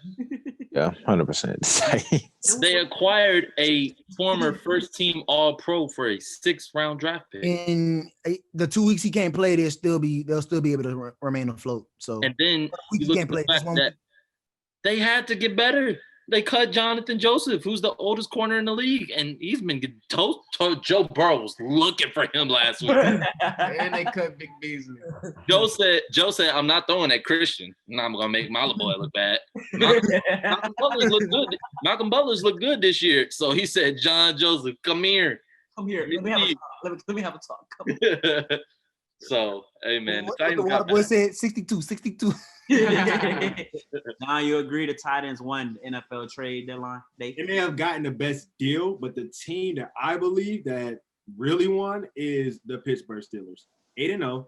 They got Avery Williams. Under the radar. Okay, my bad. And they just made that defense so much better. And they just plugging him in a bruh spot. What's bruh name? Devin Bush.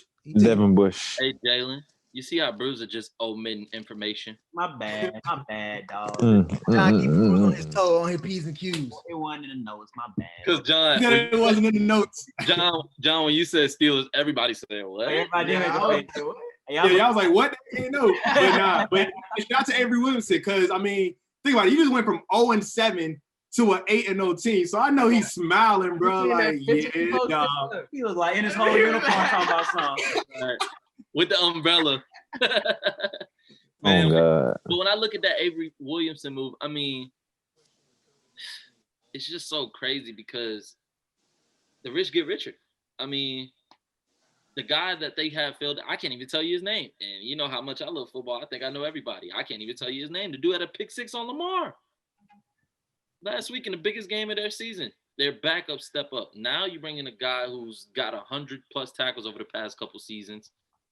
I follow Jamal Adams on Twitter. Every time a Jets player gets traded, he'd be like, "Thank God, y'all free, go ball." I'd be like, "Wow," you know. So, I mean, I'm looking forward to seeing. They gotta move him out of New York and give somebody else a team. Right. No, fire Adam Gase. He sucks. They're not gonna do it. What is it gonna take? Like he literally sucks as a coach. He was in Miami and he sucked. They call him the quarterback whisperer. I don't understand how when you trade your quarterback's best weapon. Cutler better even though they missed the playoffs. The colors are racist. Oh, I was about to say something I couldn't say. Well, he will not be acknowledged. I feel you. What am I about to say? But I gotta shout out John Douglas from the GM for the Jets. He's know they're in the rebuild. You're moving off your McClendon, send him to the Bucks. Williamson send him to Pittsburgh. Acquire more draft picks, more draft capital to land more people. Yes, but it always starts at firing Adam Gase. Thank you. Is there any more NFL news? Is there any more NFL news before we shift gears to the National Basketball Association?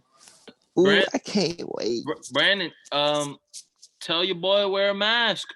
The Raiders will be fined. Hey, I already know. $500K and lose pick for not following COVID protocol. Wear your mask on the sideline, dog. $500,000? It'd be hard for John Gruden, bro. Like he can't. You know he Chucky. Like he gotta yell. Call this man Chucky. Hey, next topic. Okay, we're gonna start with the basketball. We're gonna start with the big news out of the NBA. The Philadelphia 76ers are expected to pursue superstar guard James Harden from the Houston Rockets. What'd you say, bro? Superstar guard James Harden.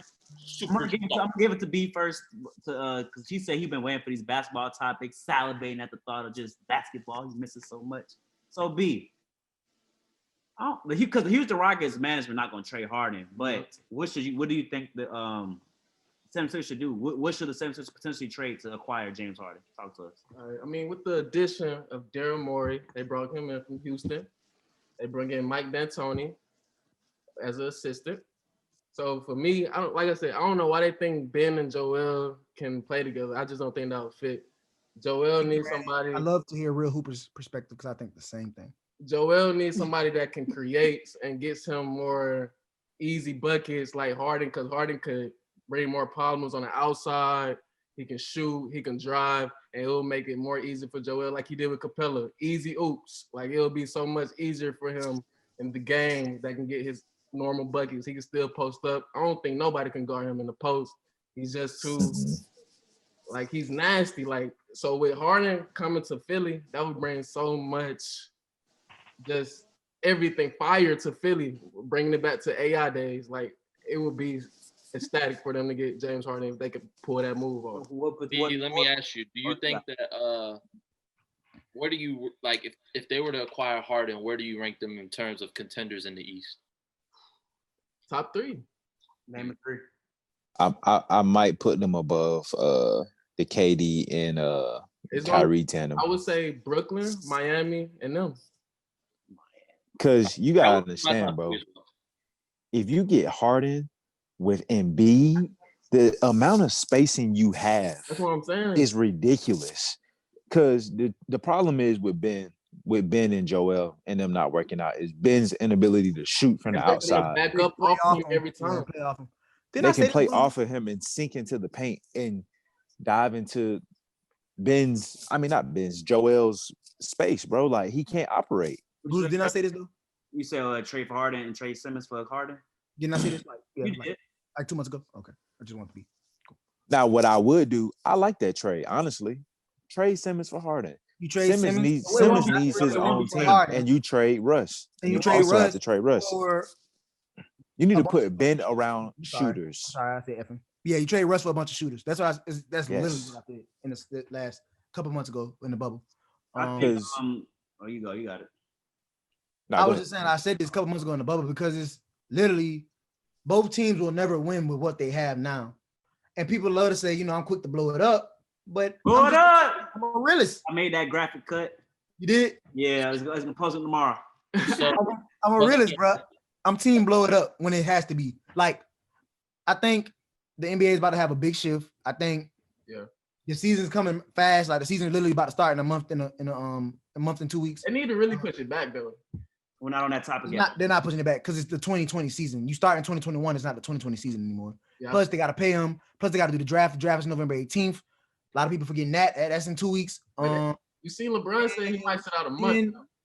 You know what I'm saying? Season ticket holders still pay monthly. They're still getting money Not on from that topic yet, though. So let's keep it on Harden. I'm just saying, but okay, back to Harden. My bad. Yeah. You put Harden with Embiid, like Jalen said, you have unlimited space. You trade Josh Richardson, you still got Thibault to take his spot in that starting lineup. He can still start.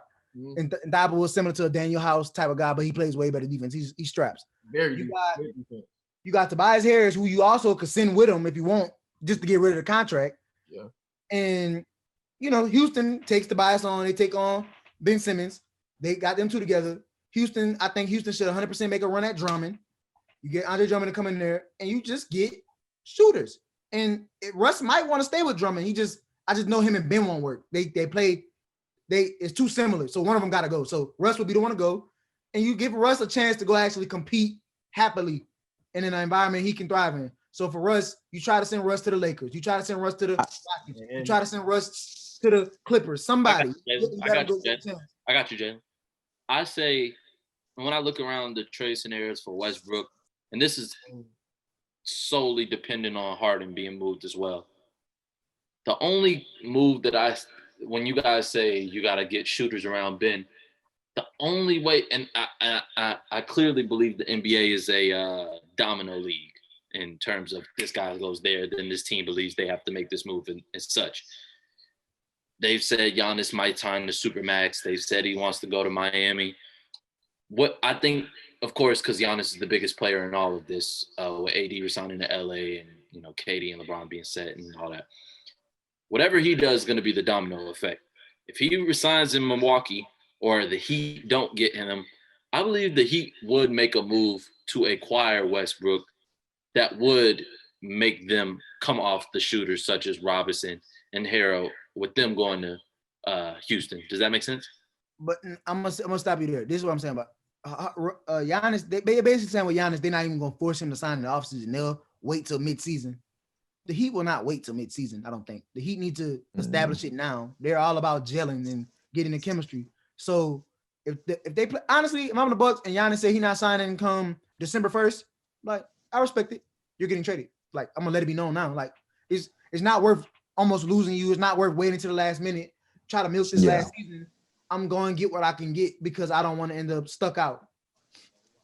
Exactly. And they probably going to ask for Bam and probably like Duncan or somebody like that. There you go. I think Bam and Jimmy are untouchable. Bam, yeah, for y'all, that's what I'm saying. I don't think y'all going to take the chance on Giannis. It sounds good. It does sound I think good. If Giannis comes to y'all as a free agent, yes, that's perfect. But I wouldn't give up anything to get him, no. Because Jimmy and Bam are the two centerpieces.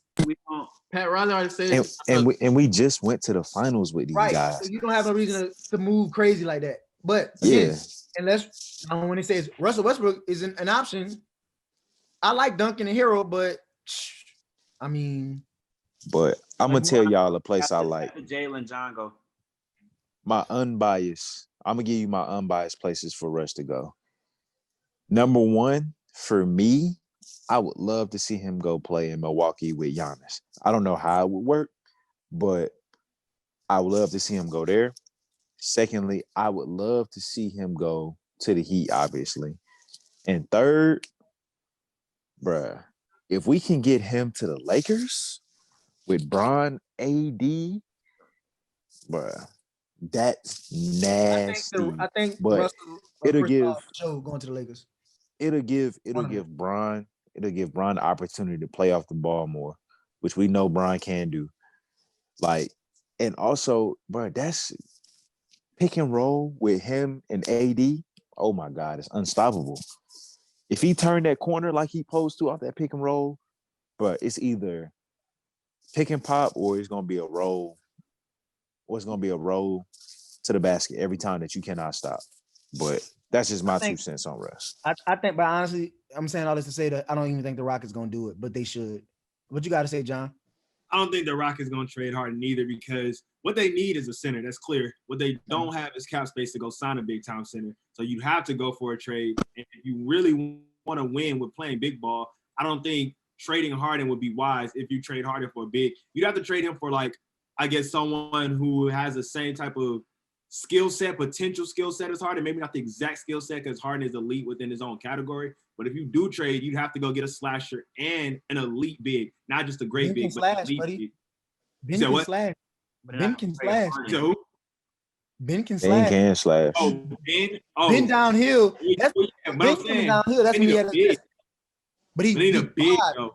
He's a point guard, bro. But they're not going to come off a hard. That's big. And they need a center like. With Ben Simmons, honestly, with Ben, you don't really need a center because he can guard the center and drive. He can run the offense and play and guard the center. I get that, but what I'm telling you is what Morney or what he wants.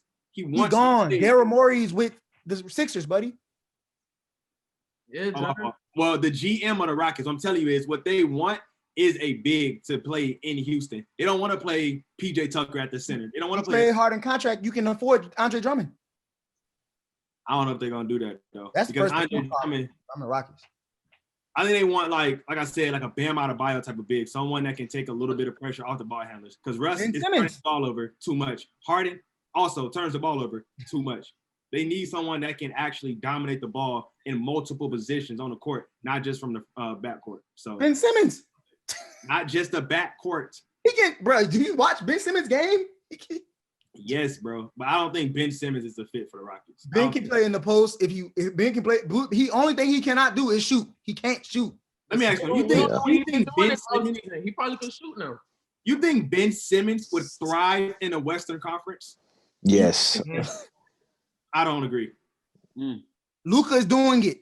He's hold on now. No, he's literally that. He's a triple double. He's a walking triple double, bro. He can't shoot. That's the only thing. That's why I'm literally telling you. Not Luka. Did you know that? But did you notice that without Ben, the 76ers were worse than when they had Ben? That is what nobody talking about. That Ben's a playmaker. You said he just pissed me off because he just don't shoot. When Ben got hurt, that is when the 76ers dreams died. They're not better without Ben. Stop. They're better with Ben than without Embiid. Yes. Without Embiid, they are better than they are with Embiid. Oh my God. I'm saying, who would you rather? I'm saying for the 76ers, when Ben's playing, they win more. When Ben's gone, they don't win. Jesus Christ. Like when they had TJ McConnell, he could have filled in for Ben. Like they just didn't have that backup point guard. Like Dave Milton couldn't fill in for Ben. Why? Bro, that team is not better without Ben. But if you're getting Harden for Ben, then you might be better. Without Embiid either. Bruiser, they won like 8 straight without Embiid. Season games in the playoffs. Embiid by itself only won a game. They need each other. I think that's what we're missing. They need. We never seen Ben by himself. I don't think Ben needs Embiid to win. I don't. I really don't. Playoffs, how many games you think Ben winning by himself or no Embiid? I think Ben would have win at least 2 or 3. They would have. Wait, what? Hold on. They would have. We say win. What are we saying? Win what? The Eastern Conference? No, division? Like, no. He said Embiid beat the Celtics one game. I think Ben wins more than one game. Boston Celtics in this first round. You think they'll win more than one game without? Yes. Crazy as hell. Oh my goodness. I can't agree with that one. You don't have to agree. I don't say stuff. They always talk about Boston, but you're wrong though. Embiid is a better player than Simmons. Is he? Yes. He's more popular, but I don't think he plays better basketball. Wait, what? I don't think he plays better basketball than Ben Simmons. I think Embiid is lazy. I think Embiid don't have no work ethic, and I don't think Embiid has no drive to get better. That don't mean he. Simmons that don't mean better. He hasn't developed a 3 in 3 years. 3. It's okay, bro. A lot of players take a long time to develop a shot. The way he therapist to shoot. He need a therapist to shoot. Okay. They killed Markelle Fultz shot it, and he got right eventually, right? Bro, all right. Markelle was different. You have to go to a different team to get right, though. Right. It's the team. But the way Ben plays the game is very LeBron-esque without the shot. So I don't understand why people trying to act like his game isn't transparent to this NBA or isn't a winnable ability to have. You put him around shooters, you win. Period. Got you, Cut Carter. You'll see it. I got you, Cut Carter. Moving on to your team as well. Jrue Holiday is on the block. Bye, Jrue. I love you, David Griffin. They said that I forgot what they said, but basically Jrue Holiday's on the block. And you've They're been trading him calling us because for a minute. You've been calling us for a minute. Talk to us about the reason why and where potential destinations. Jrue only resigned with the Pelicans because he thought AD was coming back. When he realized AD wasn't coming back, it was his time to go. Jrue and JJ Redick are good friends, so I expect JJ Redick to be gone as well. JJ Redick probably will be a Laker or a Clipper again. No, he signed. What? I said I don't even know why he signed New Orleans to begin with. I think he just wanted to really play with Jrue. They partners like that, and they both from LA. They ended up getting real close in New Orleans. Jrue most likely end up a Pacer with his brothers, or I heard the Bucks want him as well as the Lakers and the Clippers. So The Bucks would be nice. Yeah, I see him on the contender though. you put him with the Clippers. I see him going to That's the Bucks. really clamps. That's real two-way. Like he really gonna clamp stuff up. That Bucks. He Why you goes to shaking your the head at Jrue? Bucks. That's tough. Oh, What? I thought you shaking your head like you can't clamp. God damn. As well as they mentioned the Bucks. They mentioned Eric Bledsoe. I don't want him. Dante DiVincenzo's. I would like Dante DiVincenzo because he's younger and we got a young core. Your ones don't dictate what's gonna happen. Y'all probably are gonna trade for like Eric Bledsoe. I don't think they give up. We don't. Why pay somebody $20 million to do what? Wait, entertain this real quick. And we have two young point guards and we have a top 9 pick or top whatever it is. Top 10 pick. We can draft another point guard. We don't need Eric Bledsoe. Entertain this thought real quick. This team has been potentially trying to acquire a third star to their team. It's in Brooklyn. Kevin Durant and Kyrie Irving's on that roster. They want to acquire another third star. What if that star is Jrue Holiday? What say you? Nope. I heard that star is Oladipo. That's what I heard. For the Brooklyn. Oladipo has been floated a lot of places. You can go anywhere. He can go to the Bucks. They say Oladipo top 3 destinations are the Bucks, the Heat, and the Nets. But they said the Nets don't want to come off LeVert. They say he's not an option. So he's tweaking. Yeah, he withdrew from Oladipo. They don't want him. Huh? I said LeVert or Hooper, bro. They tweaking. LeVert, no, they saying LeVert's not leaving. That's what they saying. Like he's not leaving. So you could have anybody else, but you're not getting LeVert, KD, Kyrie, obviously. So they're not trying to get a third star. No, I think Oladipo fell from grace, but this is a chance to redeem himself. He didn't have much of a season to. Yeah, this got to be the year. Right. So I want Jrue. I think Holiday. if I'm Oladipo, I ain't gonna lie. If I want to go play somewhere else, I'll try to go play with the Heat, or I'll go play with the team that's doing pickup games and look like they're about to be killing people again. I definitely Washington Wizards. Stop it. I definitely think Jrue Holiday is a better fit for the Heat than Oladipo. Yeah, I agree. Oladipo's a dog. I just need to see more. For the Pelicans, I'm thinking everybody want to go young because Stan Van Gundy coming in here, new coach. We don't have no expectations. You got to start a lineup full of everybody's under 25 years old. I don't understand why you would trade for somebody old. We don't need. Y'all got expectations. They don't got high expectations. I'm expecting y'all to make the playoffs. Do you think the Pelicans should take a look at Drummond? They could, but we don't. They got Jackson Hayes. Why draft him 9th overall if you're not gonna play him? He gonna play off the bench. Yeah, exactly. Derek Favors started and that didn't work. Derek Favors, ATL legend. We'll get to that next week. We'll do that next week. I like the idea of Jackson Hayes, Zion Williamson, BI, Lonzo Ball, and either Nickeil Alexander-Walker, or like I said, if we get Dante DiVincenzo for Jrue Holiday, plug him in at starting job. Jrue was an amazing talent. He was an amazing professional. He did great things in the city. He had a great story with his wife, and she had a tumor and had a kid and stuff. He was a great person. Like he real all around good dude. Like shout out to New Orleans PR, bro. Now, like he really was a great dude, like on and off the court. Like I can't say anything bad about Jrue Holiday for real. Facts. And last topic, NBA topic I got is the NBA is setting for a 72-game season for the 2020-2021 season starting on December 22nd. What 10 games they taking away? I was just so lost when they said that. The NBA schedule is weird, so I couldn't. Also, that leaves 36 home games, 36 away games. As a season ticket holder, I don't like that. Games. Sick of you, bruh. They talking about only having the suites open. Yeah, I did see that. But they've been charging, bro. They've been charging me every. They've been charging us every month, bro. And I ain't been to a game since last February. The Knicks, right? I ain't been in a game since February, bro. The Knicks game, right? Bro, I can't even remember. I was so mad, but they canceled. He was in that month, right? It had to be the Knicks. I can't tell you the last Hawks game I went to. Me and John canceled the free Chick-fil-A, bro, and I left. And then Vince Carter hit his last shot of his career. I was sick. Me and John was trying to go to that Portland game, and it was flooded out. I said, Corona. Now, did you guys see the report of LeBron James talking about he's gonna be cherry picking? I think we're joking. They cherry picked I think he is. the first two. They cherry picked the first two of the league anyway. I think he's serious too. Like it's gonna be funny. Yeah, They do that anyway, though. I mean, not necessarily cherry picking, but they don't be like full. They don't be trying. They don't play defense like they really do. Like the players that want to win Defensive Player of the Year play defense. Everybody else kind of like it's just like scrimmage. Like, oh, cool. October is like the worst. So when LeBron cherry pick for real, and he do like 5 Instagram posts of him dunking a week. He's not gonna be that lazy, bro. I think he just exhausted, and I think they might just do the Kawhi and load manage him. But he don't believe in that, so he might just play 20 minutes a night or something crazy like that. I think that's my goat. When we get close next week for sure, we're gonna preview the NBA draft, and ahead of the season, we're gonna preview teams heading into the new season because the 8 teams that didn't go to the bubble, I think they're hungry, ready to play. I think the Hawks are definitely ready to play.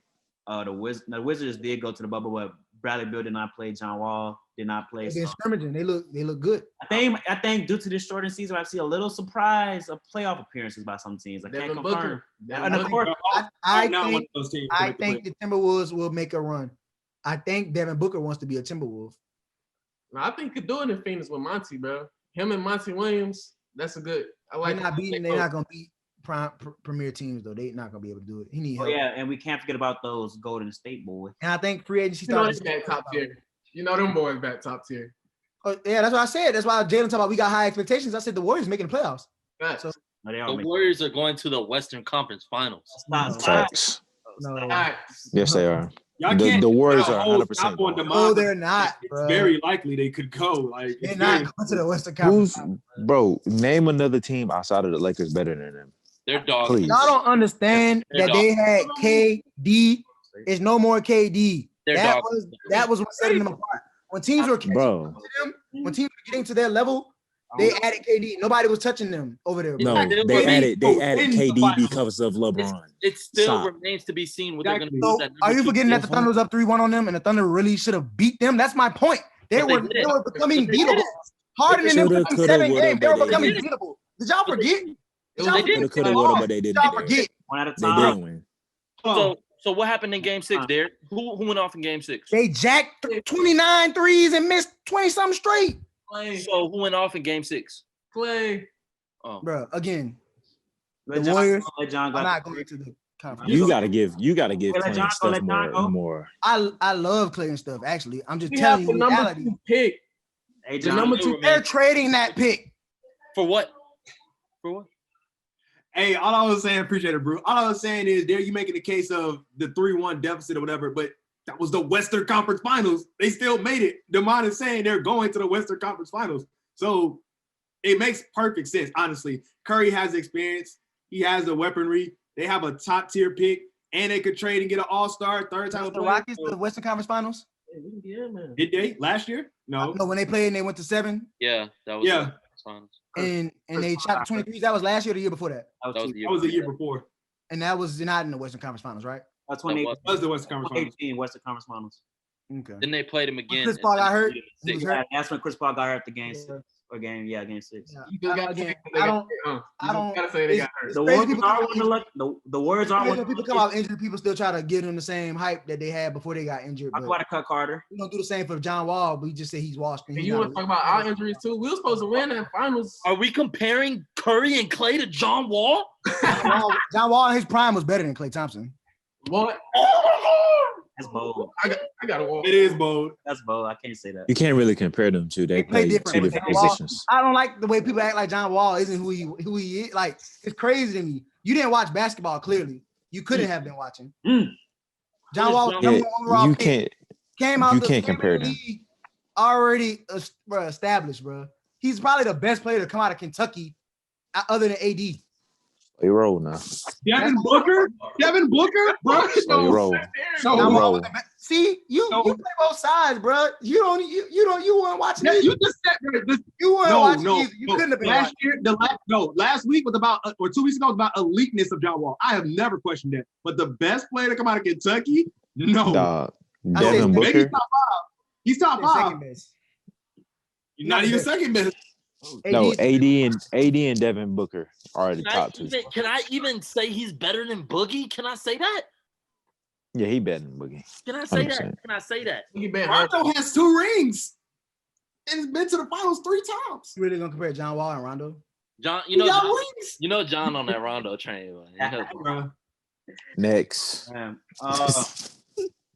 I have no more sports topics. Bro, Derek, you funny, bro. Wait. So Derek, Cat didn't go to Kentucky? I'll talk about it. Cat better than Oh.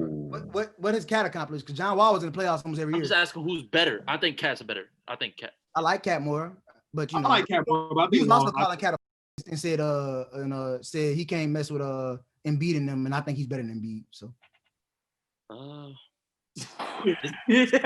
Derek been on this podcast. I love it. I don't know, bro. I love it. I like to stand on stuff. I recall you saying he calling him saying he can't mess with Embiid. So But I'm saying though, like, what about Jamal Murray, De'Aaron Fox? they're better than John Wall. Like, are they? Like, be Stop real. with the De'Aaron Fox. Stop. All right, I'm gonna start with that. But Jamal Murray though, He's better than John Wall. I mean, he made it farther in the playoffs than John Wall, but I wouldn't say he's better than John Wall. I wouldn't. Bam on his way. is I mean, y'all going big. hero on there too. Tyler Hero. No, I'm not saying he's better, but I'm just saying Okay. people who was on Don't the know. All right. Buddy. So, Hold on, wait. I don't even know. We're gonna do this segment about AB, or we're gonna do that next week. Yeah, we're doing that next week. Okay. So I'm gonna go ahead and hop into music because y'all blowing it. Yeah, Derek. I was against you at first, but then they start saying Hero and Rondo. And, All right.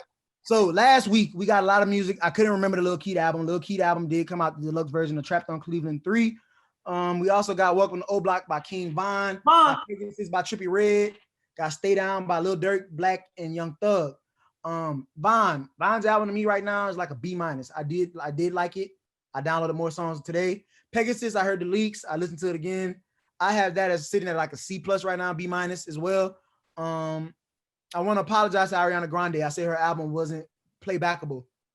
My boys, you pick up a girl on a date and play this Ariana Grande album with a girl. Dropping gems. Hey man, she got a song on here called 34 plus 35. Add that up in your head and tell me what number that give you.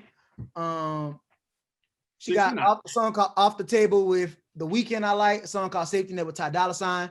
A song called Nasty. If you get an idea what this album's about. She got a song called West Side. I don't think she ever been to the West Side, but I could take it to the West Side. Ariana Grande. She talking crazy on it. It's like real, I'm feeling on She this lives album. in California. The West Side of Atlanta, buddy. Jalen, why you I'm going just mute playing. as soon as you said that? She got a song on here called Positions, which was the single, and is also the name of the album, the title of the album. And she got a song on here called POV, which is the outro. I think that's the best song on there. I give her album a B+, A- grade. It was actually really good. It might be my favorite album by her. She always produced great music. Yeah, she's not really a bad artist at all, and I got to give her respect. Music dropping tonight. We got that Nav and Wheezy, Emergency Tsunami. We got the Kid Leroy Savage, who's under Juice WRLD and Lil Bibby, their label. Guap Tarantino, Bandemic, Doughboy and Southside, Demons Are Us. More to that.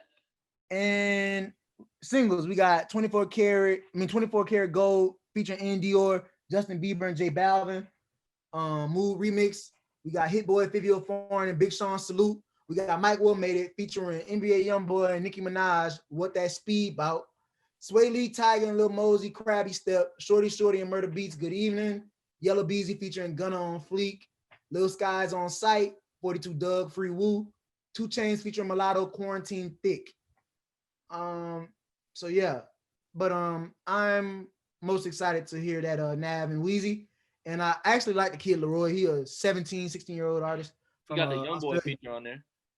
Oh yeah, he got features on there too from Young Boy and Internet Money and Marshmello and Machine Gun Kelly. The Weeknd dropped a song with Maluma. He's singing in Spanish. It's a remix to a song. It's like that EDM dubstep type vibe. Taz Taylor said he shopped in Juice WRLD's music to a couple of labels and they call him a Juice WRLD clone. I bet they feel stupid. Bad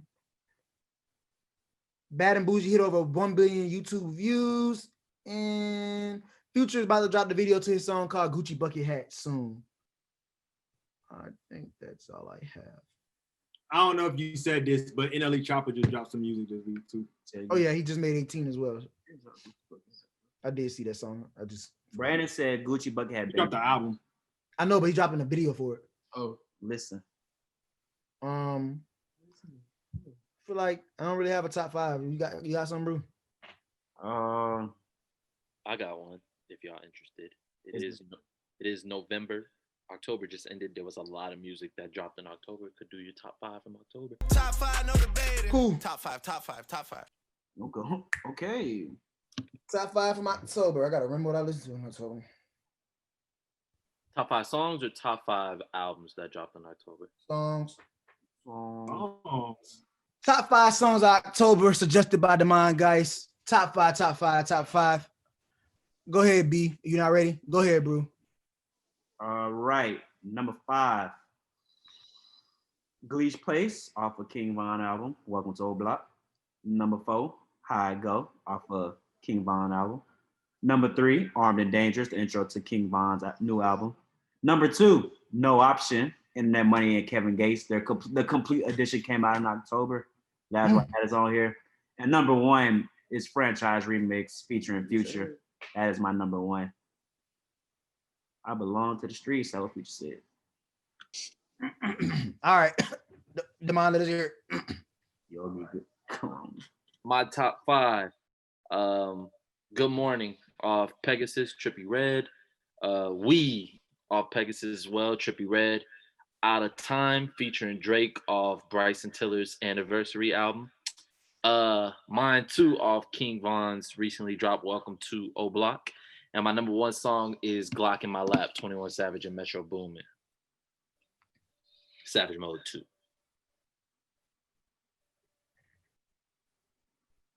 All right, Jalen. All righty. Who Number got that 5. Wiz playing? I just heard it. I kind of heard it. No? My bad. Number 5, I have Last Time by Giveon and Snow Allegra. Number 4, I have Always Forever, Bryson Tiller. Number 3, I have Glock in My Lap. Number 2, I have Running. And number 1, I have Still Your Best by Giveon. I know y'all boys ain't heavy in that R&B, but I am. All right, Johnny Mars. Dad bod. Okay. 5, I have Armed and Dangerous by King Von. It's a really great song. The rest of them is R&B. 4, not really. 4, I have Love Scars 4 off of Pegasus, Trippie Redd.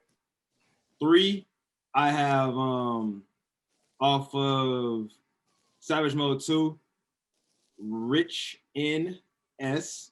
with Young Thug. Number 2, I have Years Go By Bryson Tiller. And number 1 came out October 2nd, luckily, the Saga of Wiz Khalifa's album I have on top. Even when they do, and they do. All right, Brandon, you ready? I'm out on this one. All right. Honorable mention, I have No Option, Internet Money and Kevin Gates, V12, Trippie Redd, and Ty Dolla $ign featuring Young Thug, Dr. Sebi. Number 5, I got Sun God by Maya Lene. By Trippie Redd featuring Maya Lene. Number 4, I got POV by Ariana Grande. Number 3, I got Stuck on You by Giveon. Number 2, I got My Dog by 21 Savage and Metro Boomin. And number 1, I got Her Fears by Young Blue. Facts. And those are our top 5 songs from the month of October. A lot of great music per demand. Should have said September. I would have had a better list, but it was October, so you know. October was a down month for music, but a up time for fun. No Kizzy, but is there any music breaking? Is that a podcast? I played Youngboy album all October, bro. But wrap it up then. We have a big time PACT draft awaiting us per the commission. And this will conclude episode 80 of the PACT Live Podcast. Thank you for tuning in. Remember to like, comment, share, and subscribe. We're available to you on Apple Podcasts, Spotify, Stitcher, and YouTube. Follow us on Facebook, Instagram, and Twitter at PACT Live Pod or PACT Live Podcast. Beside me in person, got the returning for one episode only. It's not one. I'll be back next week. Hold on, we wrapping up now. It's back consistency now. That's cap. We got the man Lil B, the bass guy, right next to me. Beside me on virtually, we got my cousin, Mr. Demond. Guys. Thank you, Pat. Thank you for having me. Thank you for having me. Go check out episode 3 of the Every Yards Matters podcast out now. Diagonally, we got Mr. Johnny Mars. Again, also thank you for having me. And just keep tuning in, y'all. We making a real change in this country. It's lit. Also, diagonally, we got Mr. JB, Jalen. Blessings, man. And last but not least, we got my brother, Mr. Cut Carter. Appreciate everybody doing the thing and going vote. And if you didn't vote, you know how I feel about you. Cutthroat signing off. And last but not least, I'm your host, Bruce Carter. Thank you for tuning in. Rock with us. 80 episodes. That's a feat. 80. Proud of us. Proud of us. Proud of us. We out of here. New Pack Light.